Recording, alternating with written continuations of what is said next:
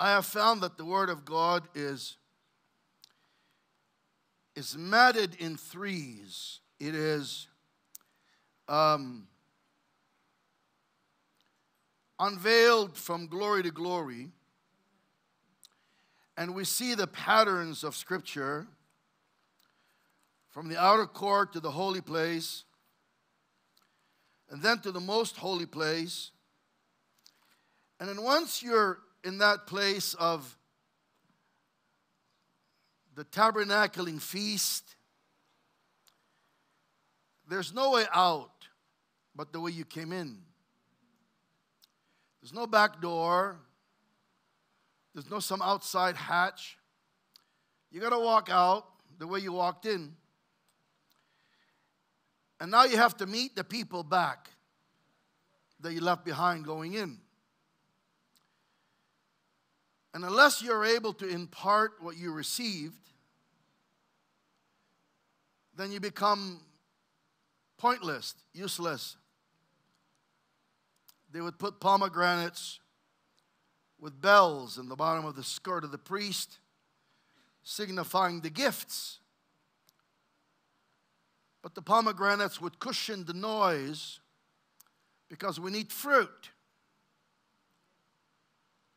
You know them by their fruits, Jesus said. You don't know the tree by its gifts. And so we are at the place where the fruits we have received, and fruits have to grow, develop. Gifts are given, fruits grow. And therefore, we have to be more skillful in coming out than how it was going in. Going in, there is the motivation to see God. And once you've seen Him in whatever measure, and you have to then come out, and these were annual, so progressive, then you have to impart what you've received and seen, touched, experienced to those that were still without. And there's a generation now where things have so accelerated that we're not dealing so much with undoing as in imparting. When I teach, and I don't mean anyone here, but when I teach among pastors are a little bit more difficult. Not to the ones that are here. But just generally speaking. Because you have to get through what they know already. And I'm not suggesting I know more. I'm just simply saying that if God gives you something, I used to have a lady in my church that after every service, I was telling Dr. Ben, after every service, she would come up to me and say, "The Lord just spoke that to me." Praise God. It's a confirmation. Wonderful. And the following service, there she is again. "The Lord just spoke that to me." Thinking, thank you, Jesus. You know, after so many weeks, I finally had enough of her, and I thought, listen, the next time God speaks to you, just come and preach it so I could sit and relax. Because you always seem to know it ahead of me. When you're teaching children, young people, and I don't mean young in age necessarily, but young in the Lord, they're more open. There's less deprogramming. You know, their storage box or whatever you call those computers, they're not stored up with a whole lot of stuff. And so they're open to receive. And so we are in a season of tremendous acceleration in the Spirit of God. And the new generation is just grabbing it and running with it. And you don't have to so labor to try to get them or persuade them. And they're just chasing after it. And so this is really, we are in a season, I believe, like we've never seen before. And regardless of how many years we've walked with the Lord, I believe that we have to kind of start all over again. Because behold, God is doing a new thing. Yes? Mark chapter 11.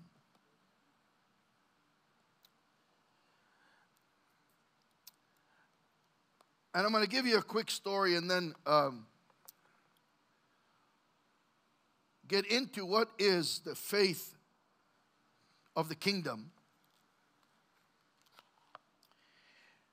When you're on Mark 11, somebody say, okay, amen. Well, nowadays they have it up on the screen, right? Beginning with verse 12, on the morrow, when they were come to Bethany, he was hungry. Jesus was hungry. He was what? And seeing a fig tree afar off having leaves, he came, if haply he might find anything thereon. And when he came to it, he found nothing but leaves, for the time of the figs was not yet. And Jesus answered and said unto it, no man eat fruit of the hereafter forever. And his disciples heard it.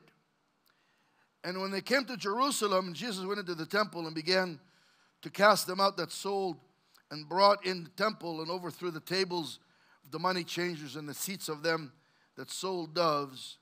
Verse 16, and would not allow any man to carry their vessels through the temple. They would use it for a shortcut. Verse 17, and he taught them, saying, is it not written, my house shall be called of all nations the house of prayer, but you have made it into a den of thieves? And the scribes and the chief priests heard it, sought how they might destroy him, for they feared him, because all the people were astonished at his doctrine. And when eve was come, the evening, he went out to the city. Verse 20, and in the morning as they passed by, they saw the fig tree dried up from the roots. And Peter calling to remembrance, saying unto him, Master, behold, the fig tree which thou cursed is withered away. And Jesus answered, something that seems to be somewhat random statement, have faith in God. Verse 22. We need to change one word. In the original it reads, have faith of God. So you see where it says in, should be of. Have the faith of God. For verily I say unto you, that whosoever shall say unto this mountain, be thou removed, and cast into the sea, and shall not doubt in his heart, but shall believe all the things which he says shall come to pass. He shall have whatever he says, whatever. Therefore I say unto you, what things soever you desire, when you pray, believe that you receive them, and you shall have them. Notice the timing and the sequence of events. First, he's hungry. The fig tree is thriving with leaves, but there are no fruits on it. The Amplified more accurately adds, and seeing in advance a fig tree covered with leaves, he went to see if it would find any fruit on it. For in the fig tree, the fruit appears at the same time as the leaves. If any of you have ever had a fig tree like I've had, you will notice that the fruit actually begins to grow at the same time. So in the fig tree, fruit appears at the same time as the leaves. But when he came up to it, he found nothing but leaves. After he cursed the fig tree, he went into the temple and cleansed it of all the money changers, of those that sold doves, the gifts of the Spirit, and then quoted the prophet Isaiah, my house shall be called of all nations the house of prayer. The scribes and the Pharisees, the priests, sought to kill him, but he turns to his disciples and says, have the faith of God. The faith of God, not just faith in God, but the faith of God. When Jesus cursed the fig tree, he wasn't just killing an innocent tree, he was speaking to the religious system of the day. You will dry up and die from the roots, he said. And after the reign of Solomon, they're going to understand what he was doing. After the reign of Solomon, the nation of Israel split into two kingdoms. The northern 10 tribes, house of Israel, and the 2-tribed house of Judah. The house of Israel was symbolized by the olive tree. And the house of Judah, the Judean nation, was symbolized by the fig tree. In Deuteronomy 8, the Lord promised them the land rich with olives and fig trees. After the fall, Adam and Eve hid themselves from the presence of God and made themselves aprons of fig leaves to cover their shame, Genesis 3:7. It speaks of religion, and religion is a cover-up to man's shame. But it has no power. It may cover it. It has no power to deliver. The fig tree was covering them with leaves, but it had no fruit. Just like religion, it looks the part, but no evidence, no power. Has the form without the power. In Matthew 21, speaking to the same incident, Jesus said in verse 43, therefore I say to you, speaking to the Pharisees, the kingdom of God shall be taken from you and given to other nation, another people, bringing forth fruit. God spoke through Jeremiah in 8:13 and said, I will surely consume them, says the Lord. There shall be no grapes nor figs on their fig tree, and the leaves shall fade, and the things that I have given them shall pass away from them. In Psalms 50, God testifies against Israel and says in verse 12, even if I was hungry, I would not tell you, though the world is mine and the fullness thereof. So listen carefully. When time is right, God gets hungry. I said when time is right, God gets hungry.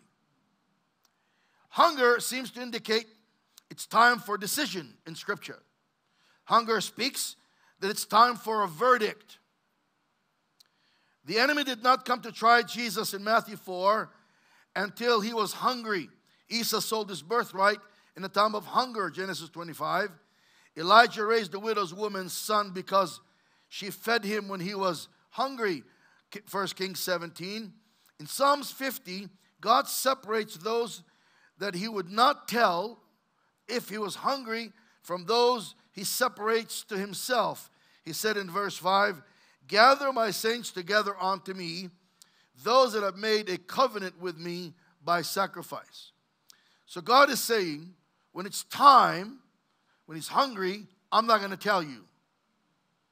That means when it's time for something, you're not going to know about it.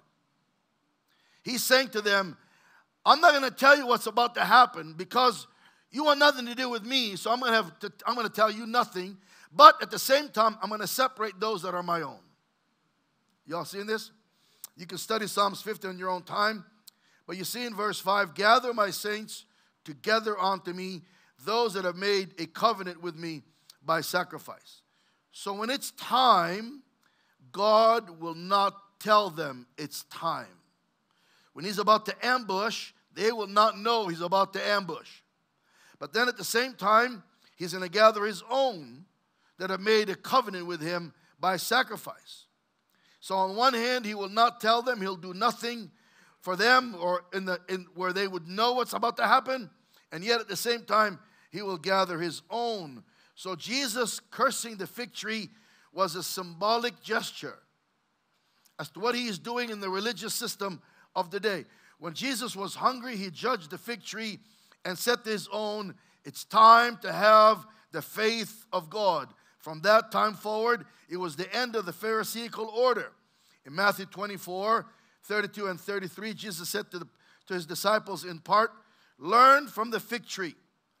When its branches are tender and it puts forth leaves, you know it's summer. Summer is near. So in the same way, when you see all things that I told you come near at the door, it means the time is at hand.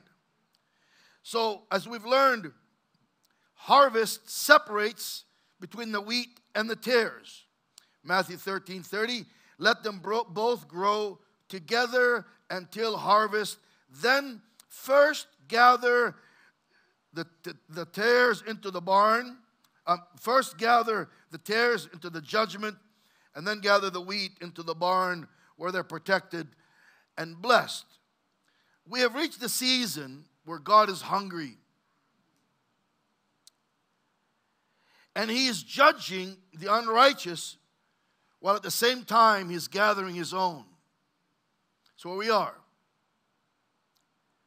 When the season is on us, we have to raise our expectancy to meet it. And Jesus using summer, when you know the season, you prepare for it. So this is not the time to allow defeat or retreat. We can't allow defeat to creep into our thinking because the blessing has been assigned. God is gathering his own. And when God spoke his blessing in Deuteronomy 28, he gave a charge to overtake you. That means you are the assignment of the blessing. It's going to come after you until it has its way with you. Say amen. The fig tree was not only the sign of judgment to the Pharisees, but it was also the assignment to the disciples. What was their assignment? Have the faith of God. Mark 11:22. In John 15, he tells us how. Can we go there, John chapter 15, familiar portion of Scripture again. Let's begin reading in verse 1. Very familiar. We're going to see it unfold in Jesus' name. Are you all there? Verse 1, I am the true vine, and my Father is the husbandman. Every branch in me that bears not fruit, he takes away. Listen carefully. And every branch that bears fruit, he prunes it, that it may bring more fruit. Now we are clean through the word, which I have spoken unto you. Abide in me, and I in you. As the branch cannot bear fruit of itself, except it abide in the vine, no more can you, except you abide in me. Verse 5, I am the vine, you are the branches. He that abides in me, and I in him, the same brings forth much fruit. Can we read this portion out loud? For without me, come on, you could do. One more time, without me, you could do nothing. So he tells us how. Notice, he does not prune because there's something wrong with you. He prunes because there's something right with you. We deal with challenges because there's something good going on the inside of us. So if you notice, he does not, if there's no fruit, he takes it away. But if there is fruit, he prunes it. So when God prunes you, it's because there's something good going on inside of you. Now, we deal with challenges because there's something good on the inside. Verse 5 tells us how. He that abides in me and I in him, the same brings forth much fruit. For without me, apart from me, you can do nothing. It's important to understand, only by our oneness with him are we able to do what he does, because without him, we can do nothing. You cannot see yourself separated from him in any way. You cannot see yourself separated or as a different person, as we've been learning. Examine yourself to see whether you are in the faith. Anybody remember? 1 John 4:17. As he is, can we finish it? So are we in this world. Peter and John did not heal the crippled man at the footsteps of the temple in Acts 3, saying, go ask Jesus. Peter said, look on us. Then the man took heed, expecting something from them.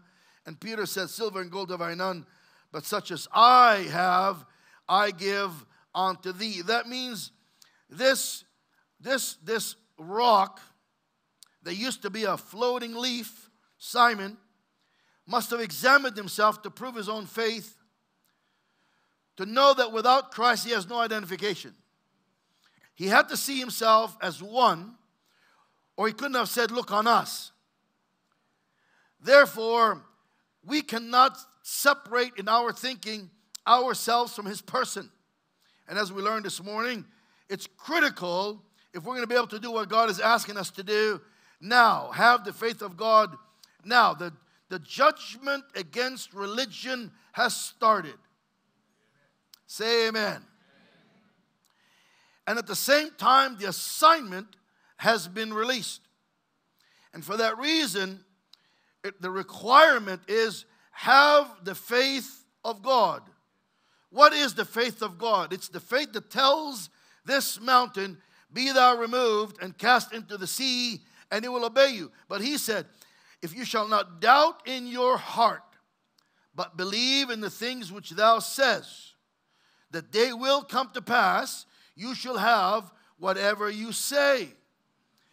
I mean, it's a tall order. He's telling them something that must have mesmerized their minds. In verse 24, he says, therefore I say unto you, what things soever. I can take all afternoon to talk about whatsoever you desire. He left it wide open. Whatsoever you desire when you pray, believe that you receive. and you shall have them. The word receive is not future. Listen carefully, it's present tense and constant. The word believe in verse 23 is also present tense and constant, which means this is an ongoing until you see fulfillment of what you desire.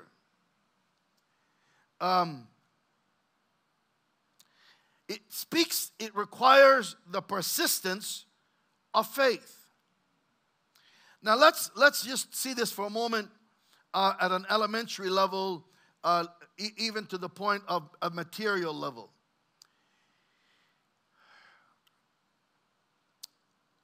I've exercised what I'm teaching you.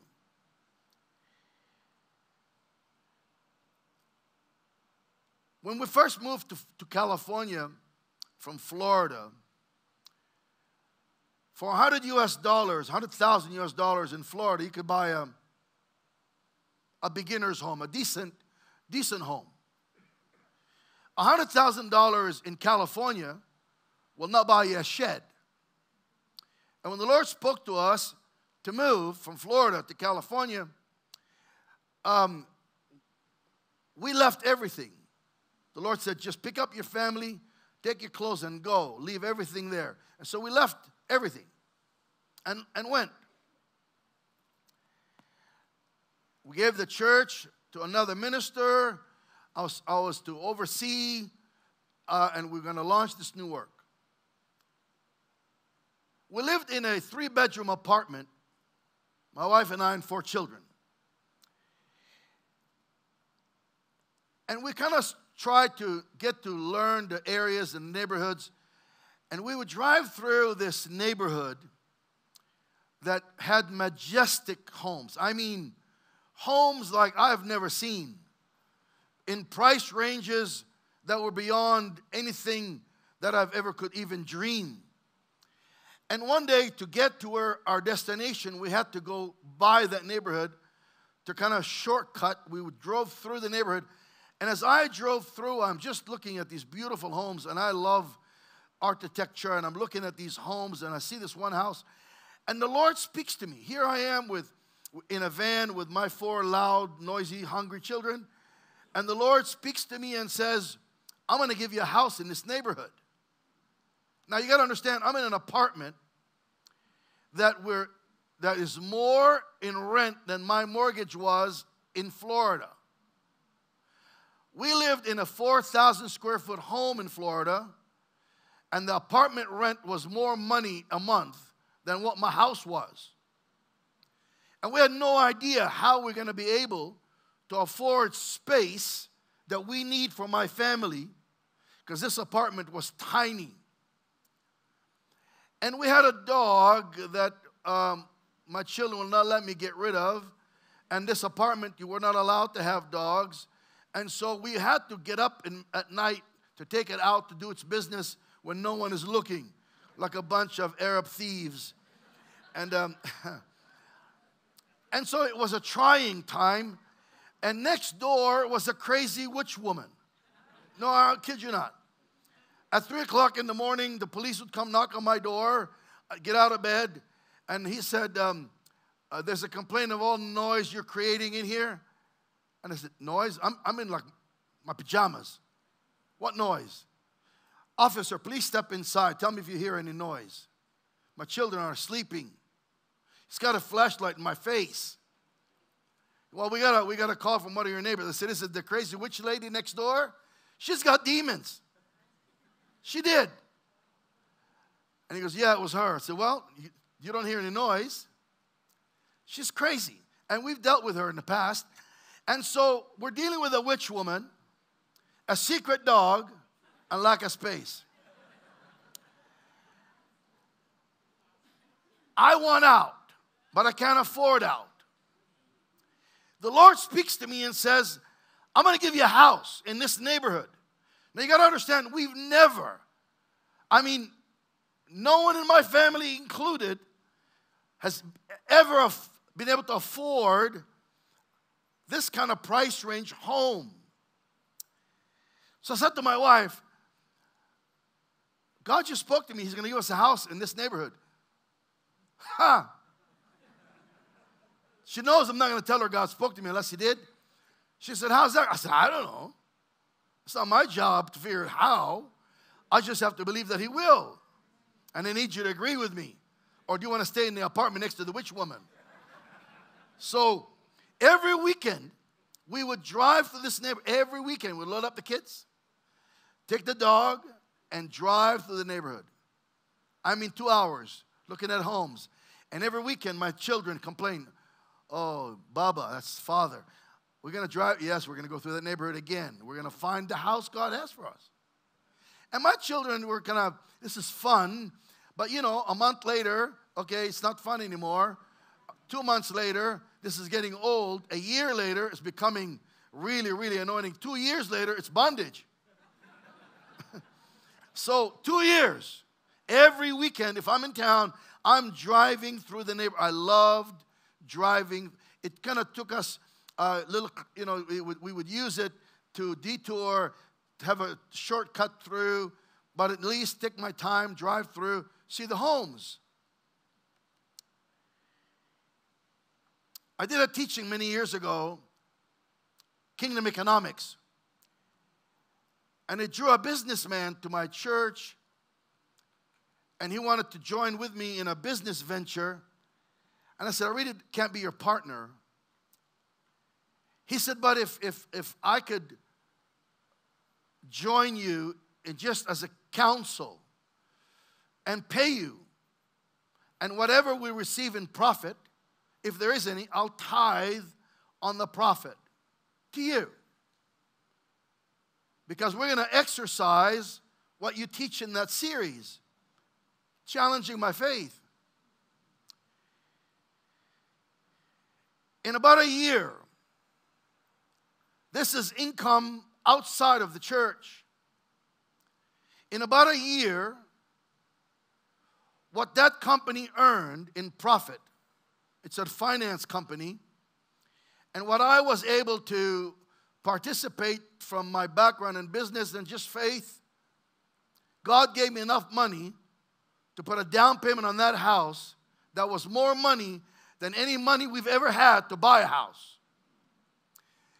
And so we were able to actually acquire a house in the neighborhood. And I began to exercise what I'm teaching you. I would envision myself, and just so you understand, we would drive into the streets and look at certain streets, and I wanted a home in a cul-de-sac. I don't know what you call them here, but it's at the end of the street, so my children can play in the cul-de-sac. I wanted something with a yard, with a pool, dog and all. And so we would tell God it needs to be a house in a cul-de-sac, and here are kind of the features we're hoping to have. And I would envision it. I would see me in it. I would encounter, feel, and stand in what I believed God for, because He said, I say to you, whatsoever you desire, when you pray, believe that you receive, and you shall have what you receive, what you believe for, if you don't doubt in what you say. It's in you. It's up to you. There's no limit. I will put no boundaries. Whatsoever you desire, you will have it if you believe it, that you will receive it. And it's constant. Whatever you receive, whatever you believe, ongoing, and 2 years, which is not long, we received the house of our dreams.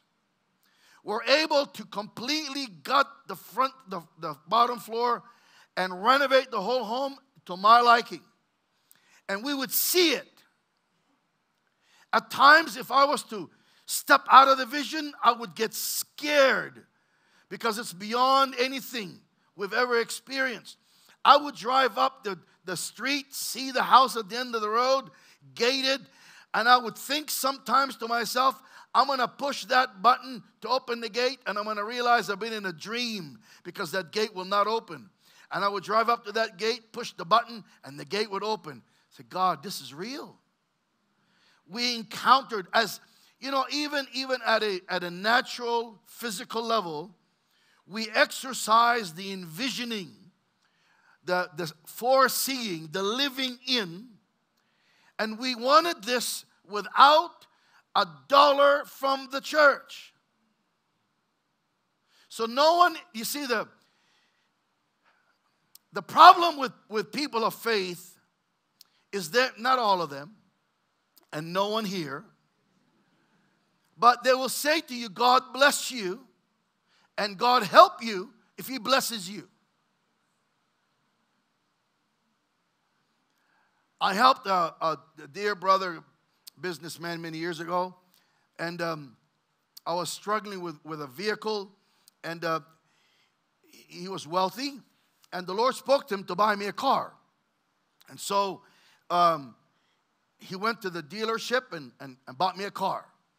I didn't know the car. I didn't know he was doing this, so he called me and he said, Pastor, I need you to meet me at the dealership because the Lord spoke to me to buy you a car. I said, John, are you out of your mind?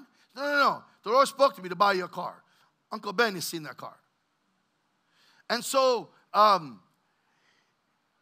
go to the dealership, and he's waiting for me in the parking lot, and he gives me the key. And he says, now you take this key and walk around, and whatever car it opens, it's yours. So I go to the used car section.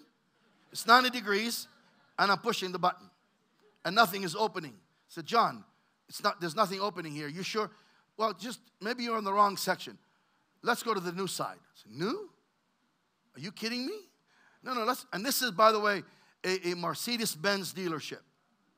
So we go to the new section, and I'm in a new section, and I'm sweating. It's hot. Come on, please. Just tell me where it is. And I'm pushing buttons, and nothing is opening. And then he says, and this is like taking forever. And he says, well, maybe it's inside. You mean like in the garage getting repaired? I said, no, I mean like in the showroom. I'm now getting nervous. We walk into the showroom, and there is a car on display. That's the most beautiful thing I've ever seen in my life. I wanted to marry it. I want to call my wife. I love you. I don't need you anymore for anything. I was raised in the car business. That's what I did before ministry. All aspects of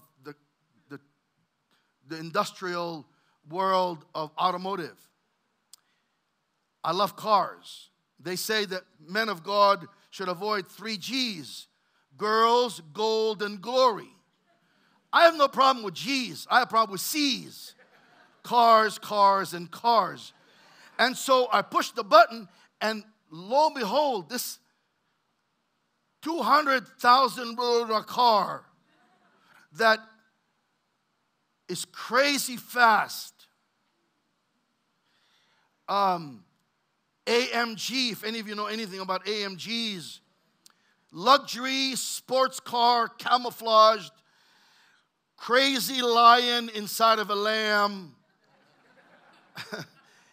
And it's a dream. I started to cry. I said, how could this be? He tells me, well, I went to the used car side first, and the Lord said to me while I'm looking for a used car, what would you buy me if you were to buy me a car? And he said, Lord, I would buy you the best car in the lot. He said, then buy that car. And he went and bought the most expensive car in the whole dealership for cash. Puts it in the name of the ministry. I go and I sign, and the car belongs to the ministry. Now I got to drive this $200,000. $200,000? Are you kidding me? To the church. And not allow these people to think they had anything to do with me having this car. So at first it was a little bit nerve-wracking. My wife would say, you going to drive that car to the church? Well, I got to get there. Maybe you should park like a block down the street. Okay. So I would park a block down the street and walk in the heat to the church. I would tell my assistant, meet me down a block down the street. And so here we come walking down the street like a bunch of vagabonds because we don't want any Christians to see the car that God just blessed me with. When I told the story so I can drive into the parking, some people left. The man that I got connected to in business that helped me buy the house, he thought that I lived in a house that's just too much for a pastor. And so he began to tell me, I think you kind of overdid it. I said, overdid what? You know, get the house. I made him a deal. I said, in 6 months, either you're going to be broke or I'm going to be broke. If I'm broke, I'll get rid of the house. If you're broke, you repent. Because I didn't, listen, you didn't bless me, I blessed you. From that point forward, he stopped coming to church. 6 months later, he is seen at a coffee shop by one of my elders. He's homeless, lost everything. He gained a whole bunch of weight because he's eating junk food. It's all he could afford. And he lost his business. And God just prospered us. I tell you this story not just so you could see we had, the blessing. But the reality is, it offended people that I lived in that house and drove up in that car. And for me personally, I just have to tell you that at first it was intimidating to be in that car, but after a few minutes I got used to it. And I felt bad living in that house. And for a while I didn't invite anybody over because I was afraid they're going to be offended by how beautiful it is. But you know what? After a while, you better like my house, and if you don't like it, get out. You're not welcome here. And I wanted to surround myself with people that did not have a Pharisaical religious spirit, because when Jesus says, this is Jesus talking, I say to you, what things soever you desire. Well, Lord, I love my wife. And I want to give her a house that she would never dream of. This woman will never ask me for anything. 40 years. I have to talk her into going shopping. Eventually, she was convicted, went shopping, and I wait in the dressing room for her to get out of there, Lord Jesus. So, it's like she comes out with all these nice things, and I am the camel walking behind her carrying the bags through the mall. I look back at what God has done, and it's beyond anything possible that I could have ever dreamed, because we have a capacity called imagination. And in that imagination, there has to be the infusing of faith. Without faith, it's impossible. You are impotent to please Him. For he that comes to God must believe that He is, and He is a rewarder of them that diligently, somebody say, diligently seek Him, Hebrews 11:6. So what is kingdom faith? Let's get into it. It's not positive thinking or wishful thinking. It's not the religious self-will. Listen what it is. It is the trial of your faith. You might want to write some things down. Kingdom faith is the trial of your faith. Every kingdom citizen must be trained in kingdom faith to be a citizen in good standing. The kingdom is not for the fearful and insecure, and it's not suitable for the doubtful and indecisive. To be in good standing, there must be the trial of faith, and it has got to be a good fight. 1 Timothy 6:12, fight the good fight of faith, lay hold of eternal life. Get a hold of what belongs to you. Ephesians 6:10, be strong in the Lord, in the power of his might. Verse 16, above all, above what? All, take the shield of faith, wherewith you shall be able to quench the fiery darts of the wicked. Listen carefully, the fight is not against the devil, but against the darts he throws at you. And one of his most effective darts is to get you to doubt in yourself. In the kingdom, the fight is for what you believe. It is the fight of faith. For faith to be faith, it must be tried. And it must manifest out of what it endures. Your faith is as strong as the tests it survives. It is the prerequisite of heaven's trust. God will not use who he did not test. Even his own son, being full of the Holy Ghost, in Luke 4, was led by the Spirit of God into the wilderness to be tested of the devil. It was a setup. The life of the kingdom citizen is identified by their proven faith, which means our testing and challenges are part of our faith, not our sin. Testing is built into the system of the kingdom faith. It is not of the devil or because of sin, but the prerequisite of heaven's orders. In Luke 22:31 and 32, Jesus said to Peter, Simon, Simon, behold, Satan has desired to have you, that he may sift you as wheat. But I have prayed for you that your faith fail not. And when you are converted, strengthen your brother. Now that Jesus is in the earth, the devil had no authority to do as he pleased. He lost his power. The only thing he can do is test your faith and try what you believe. He asked to sift Peter as wheat. When wheat is sifted, the chaff or the husk falls off and the seed remains. Therefore, it is necessary procedure for the good wheat to remain. It is a metaphor for the trial of faith. And then Jesus comforts Peter and tells him, I have prayed for you.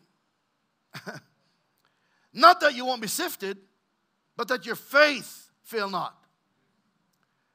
And when you are converted, because you're going to go through it, strengthen your brothers. So from Abraham, the father of faith, to Jesus, all had to endure the trial of faith. The God we all serve does not protect us from problems, but he proves us through them. Come on, we got to grow. The most important power we can possess here on earth is our faith, because if we as kingdom citizens lose our faith, we lose ourselves. Mark 11, Jesus said again, here is having the faith of God. Say to this impossibility, to this mountain, to this opposition, be removed and cast into the sea, and shall not doubt in his heart, but shall believe that those things which he says shall come to pass. He shall have whatever he says. Did he say that or not? Did he say that or not? You people are slow. Yes or no? So listen carefully. Believing in what you say means you believe in who you are. Because what you say is directly related to your identity. What you believe about yourself will affect all that you say. In other words, your words are only as powerful as you are. They are only as powerful as the state of your being. When Christ came into you, you lost your old identity, and he became your real person. That union must be established in your mind for your words to carry power. That union must be concretely established in your heart, in your thinking, for the words you carry to carry any kind of power. Because what you say is completely related to who you are. Your word is only as good as your identity. Are y'all with me? So just like the demons said to the vagabonds, Jews in Acts 19, Jesus we know, Paul we know, but who in the heck are you? I threw the word heck in there. Your identity in him must be first concretely established for the faith that moves mountains. That understanding, that unity has to be completely concrete in your mind to have the faith that moves mountains. While you think about yourself that you are, you are. And everything else in your life is based on what you think within yourself about yourself. That's why Paul said, examine yourself to see whether you are in the faith. Prove your own self, meaning there has to be a testing to prove the existence of your faith. In kingdom living, your faith is your inward conviction that creates the power of your confidence. You cannot be more confident than the faith you possess. And confidence equates to authority. Authority is not arrogance. It's the weight of having been tried and proven trustworthy. It's not your good works, good behavior, anointing, giftings that God is after. He's not after your glorified ministry. What he's after is your faith. Once you have his faith, everything else falls in place. Paul said, Galatians 2:20, I am crucified with Christ, nevertheless I live. But not I, Christ that lives in me. Listen, and this life that I now live in the flesh. I live it by the faith of the Son of God, who loved me and gave himself. He gave me himself, so I finally received it. Say something. And so here you see, there's the point where we must come to the place where we understand that, we don't want to go there too deeply for now, but, God created the serpent more subtle than all the other creatures. Genesis 3. Why would God create a serpent that's so subtle that you don't see it coming? There's a side of God that we got to understand. The God of Judas Iscariot. The God that shows his glory through Pharaoh. The God that orchestrates plans in advance. The God that puts a tree of knowledge in the midst of the garden, makes it beautiful, and gives it no protection. Doesn't build a fence around it, and tells the man of his image, don't eat of it, knowing fully well he's going to.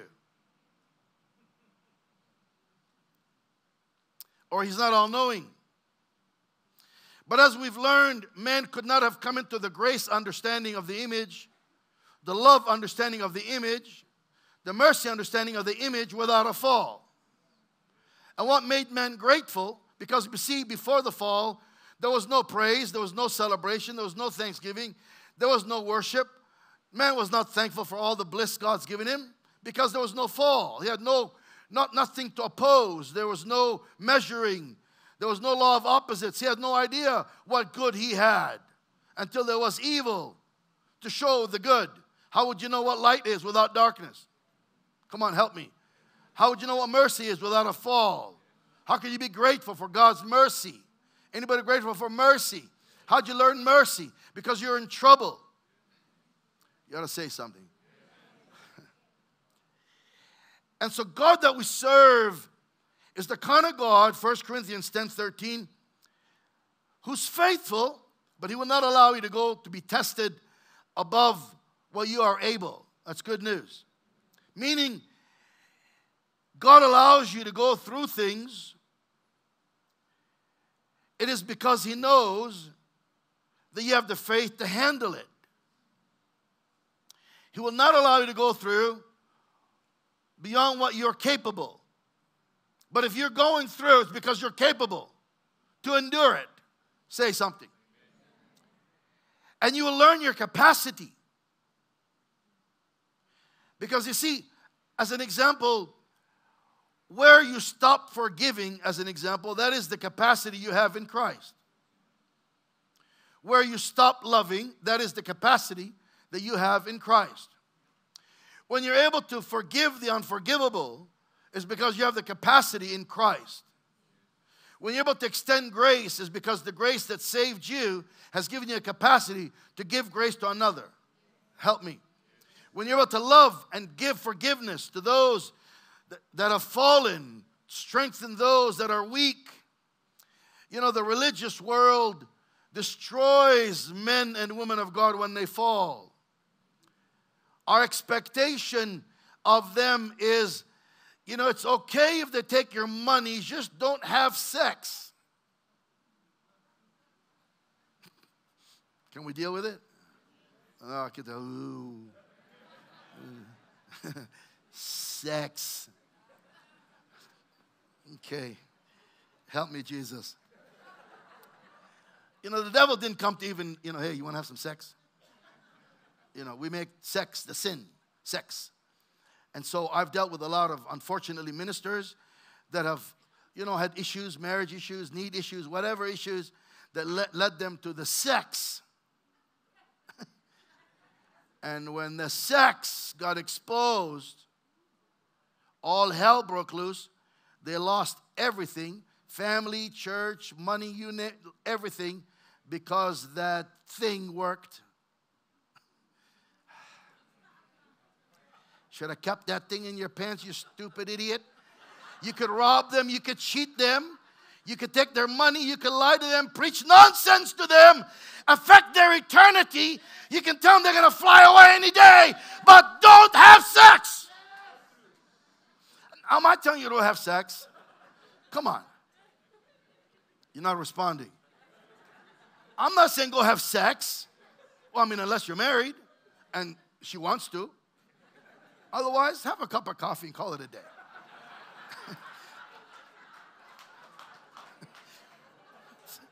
You know, it's really not that big of a deal. I've always wanted to ask God, why can't you just make it biological and that's it? Like, you know, you put the thing, baby comes, and you're done. That's it. Until the next time, 2 years. Right? Are you getting nervous? See that religious spirit? See, it's right there. See? And we all have it. We all deal with it. Come on, help me a little. You know, God wanted the men to be circumcised there. Why there? Circumcise my ear. He wrestles. I'm going completely off course here. He wrestles Jacob and he hits him. You know where, right? Where did he hit him? Where? Where? Hip? Really? Are you serious right now? Is that what you people believe? See, a bunch of, what are you? Africans. I don't know. You see, the Hebrew culture will not say groin. You just don't talk, you don't say the word. You know. I have a word for it in Arabic, but I can't say it. I mean, unless you speak Arabic, but otherwise you're not going to know what I'm saying. But he hit him in the upper part of his thigh. Hello.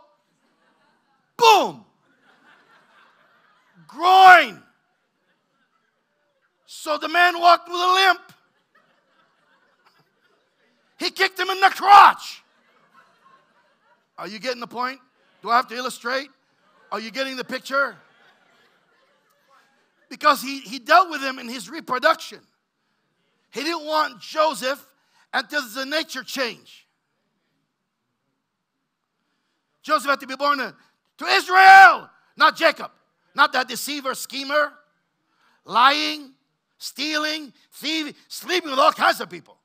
How does a man sleep with a woman and not know that's not his wife? That's his wife now. Like Leah. And God said she was not pretty. So he must have been half drunk. I mean, if God says she was ugly, God identified Leah as ugly. Now you understand, if God said she was ugly, the woman had to be ugly. But she gives him most of his children. He wants Rachel. So God wrestles him and hits him in the groin, in the place of his reproduction. Where did Eve come from? Jesus, help me. Where did Eve come from? Come on, first pregnancy, male. Where did Eve come from? Where? So you're not talking. You think it's a setup? It is. So just tell me. What did God remove? What did God open? His rib? Do you know what rib means in Hebrew? We have children in here. Everybody growing up? Are we safe? The word rib means curved part. Curved.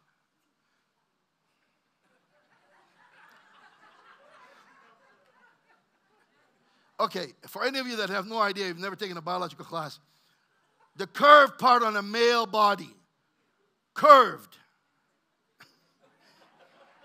It's not his elbow.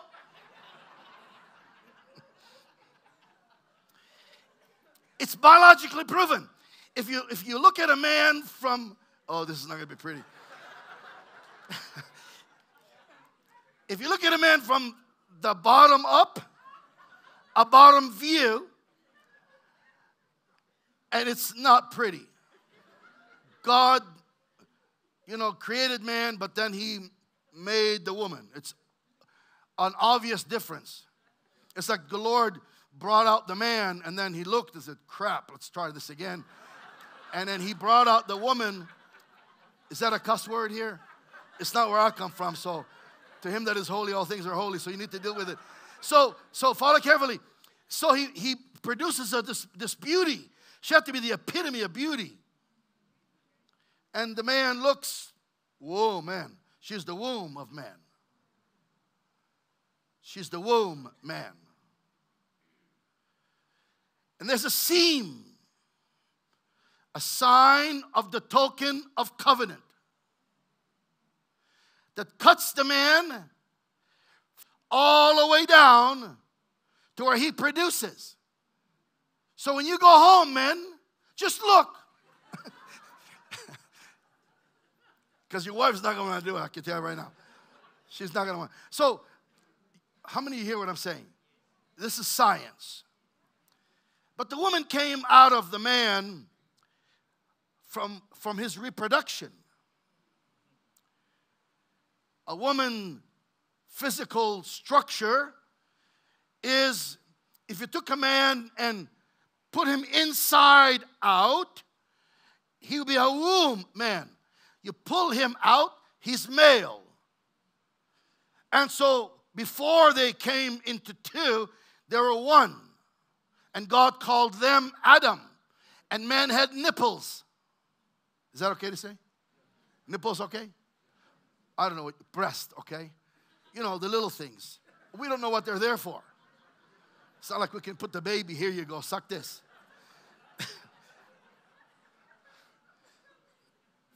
Yeah. I don't know. I think about these things. It's kind of concerning, but men have breasts because at once they were one. And God produced a womb of the man. And he looked at her and he said, flesh of my flesh, bone of my bone, life giver. I call her Eve. She will produce. And God's first order, be fruitful, multiply. The first command God gave man. And God has always worked within that domain to keep man in the covenant. Circumcision is the token of covenant. That's why he had to circumcise. That was the token sign of the covenant between him and Abraham. He circumcised the flesh, which turns to be the heart. But we've made this sex thing the most valuable sin of all sin. Not realizing that it's the point of intimacy. And God made it pleasurable for intimacy's sake between a husband and his wife. And within the boundaries of marriage, it's considered holy. Once we break out of that union, we break out of that unity, we break out of that intimacy, it becomes sin. At any time we break out of the union of our covenant with God, we're sinning, even if we're behaving good. If we're doing everything of the law just right, and yet we're not remaining in the union of our oneness, and we've lost our identity in Him, it is sin. It is a relationship outside of marriage. It is another identification outside of marriage. Thou shalt have no other God before me. So if you cannot come into that union with God, you are a sinner. You've missed the mark of glory. Come short of the glory of God. That is sin.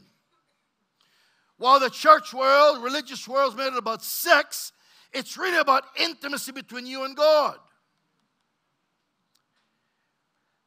God puts us through journeys so you would be careful on the power that you carry. As the image and likeness of God, you have the power to say to this mountain, be thou removed and cast into the sea, and not doubt in your heart the things that you say. The power is in your tongue. And therefore, whatever you say, believing you will receive, you will have. Because it's directly related to your identity. It's directly related to who you are. In the power of what you believe you are. And that's why the enemy comes to examine your faith. That's why God had a serpent. That's why there was a tree in the midst of the garden. Once we overcome the enemy of our self, and self has been defeated, and self has been crucified, and self has been denied, now we're able to come into a place of living faith, living the kingdom faith, where your faith is the inward conviction, and that gives you the power and the authority. Are you all hearing me? And so, like I said, it's not your good works. It's your faith that God is after.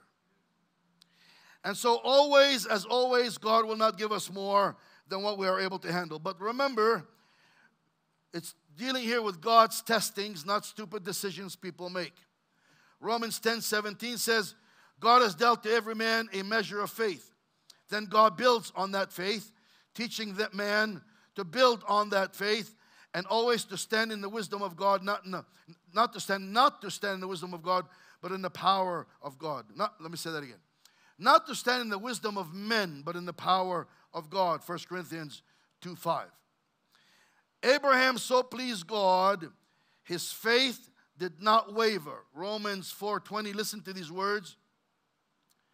He staggered not at the promises of God through unbelief, but was strong in the faith, giving glory to God. He did what? Giving glory to God. How old was Abram when God promised him a son? Does anybody know? He was 75. Sarah was barren. When Abraham told her, I should say, what God had said, she laughed. She laughed at him. How old was Abraham when God gave him Isaac? 100. Sarah was 90. How long can you wait for God to fulfill His promise? They waited 25 years. Do you have any idea how many times I've given words to people and they'll come and say, oh, Pastor, it's been such a long time since you gave me that word. Maybe it wasn't God. It's been so long that maybe you just missed it. You know, should have happened by now. Or, you know, I'm just getting too old to really worry about it anymore. And many people end up leaving God, leaving the church in discouragement. But not Abraham.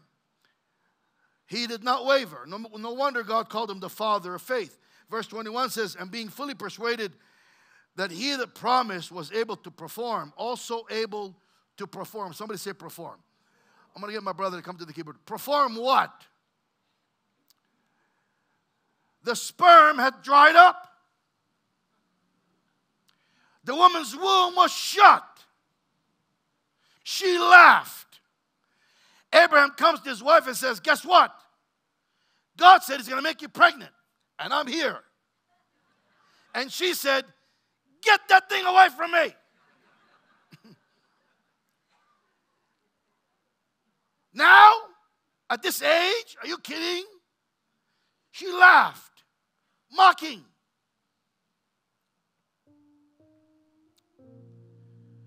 But God impregnated her. It's been 25 years since God gave that promise.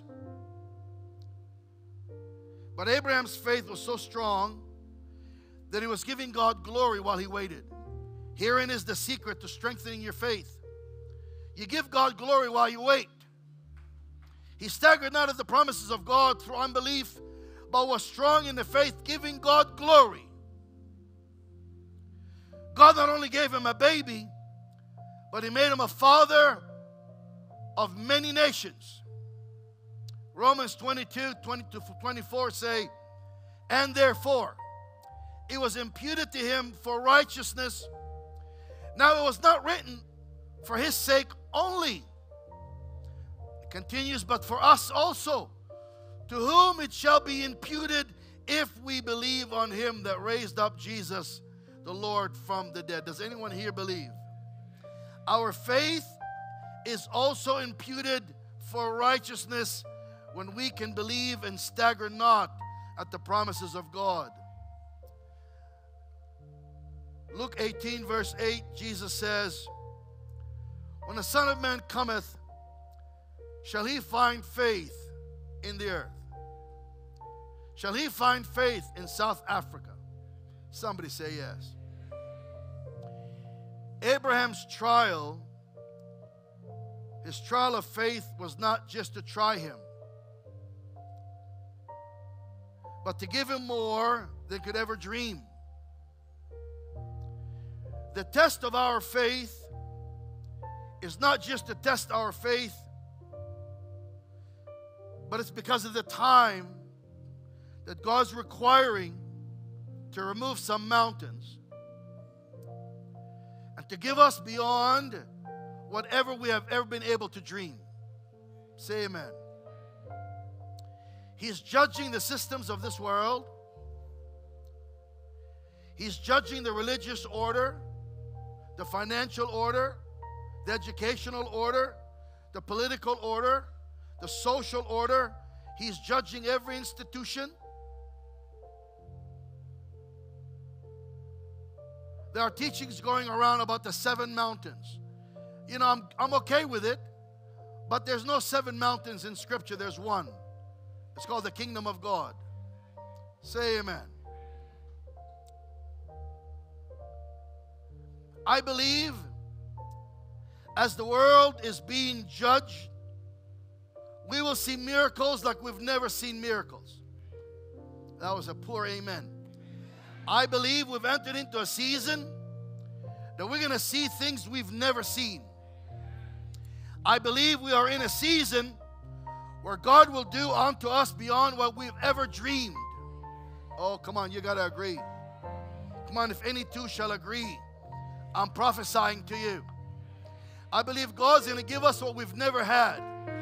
I believe God's going to do what He's never done. I believe we're going to encounter what we've never encountered. I believe we're going to experience what we've never experienced. Come on, stand to your feet and agree with me. I believe we've entered into the season that God will do beyond anything we've ever encountered. time has come where God is hungry.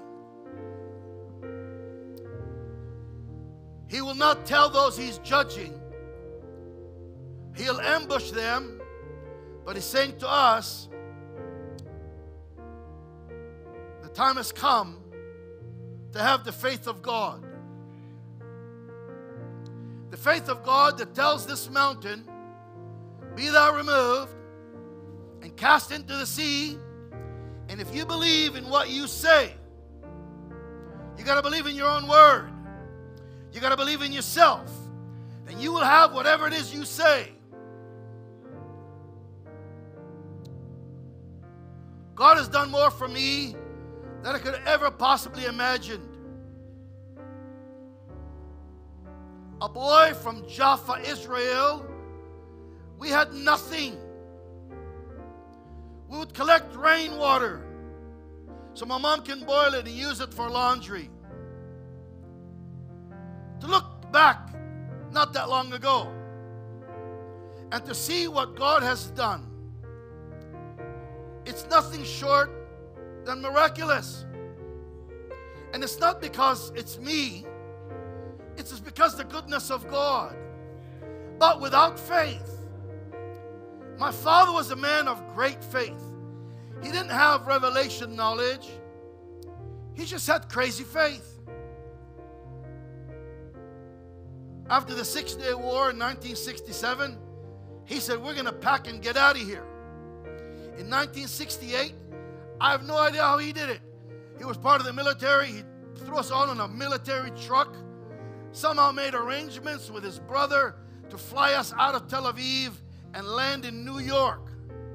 And from New York, we had nowhere to go. We stayed at the airport for 2 days, asking my father, where are we going? God's going to make a way.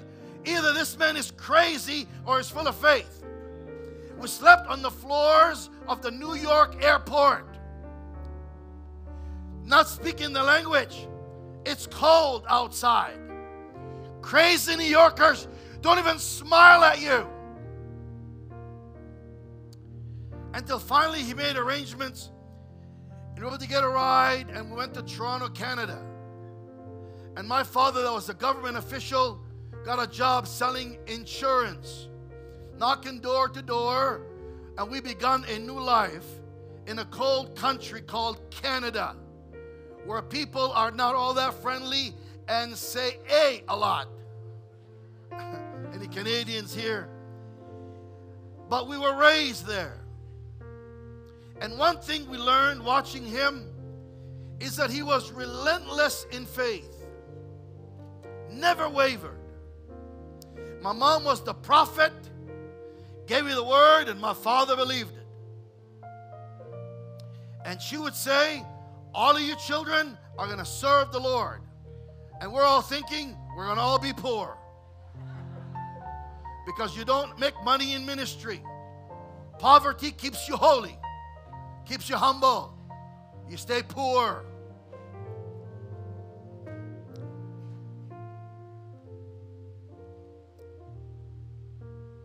You have the faith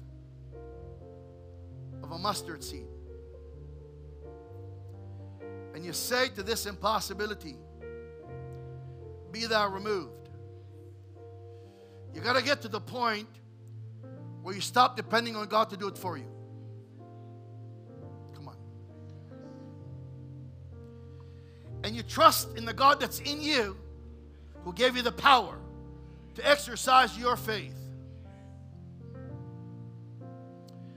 When my sons reached the age, I pulled the car over.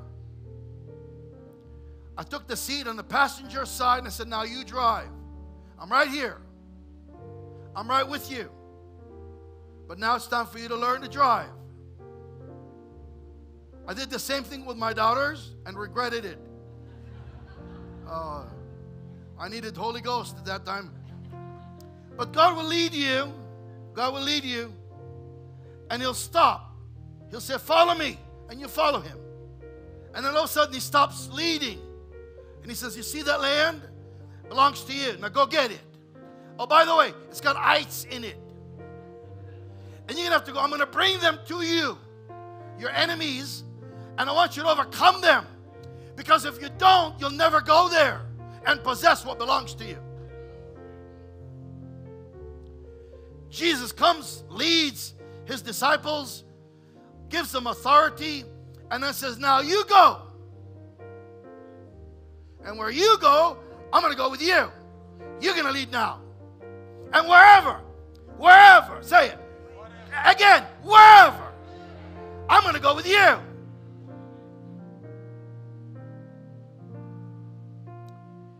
And you take the responsibility of being a mature son. And you start carrying God. The vision of God. And it's not that you stop waiting on Him to do it, but you participate in Him doing it through your faith. And you take all limitations and all restrictions off. And so we're believing God for big things now. It's not a house. It's not a car. We're believing God to preach the word of the kingdom in Israel, in Jordan, in Lebanon, in Syria. Talk to me.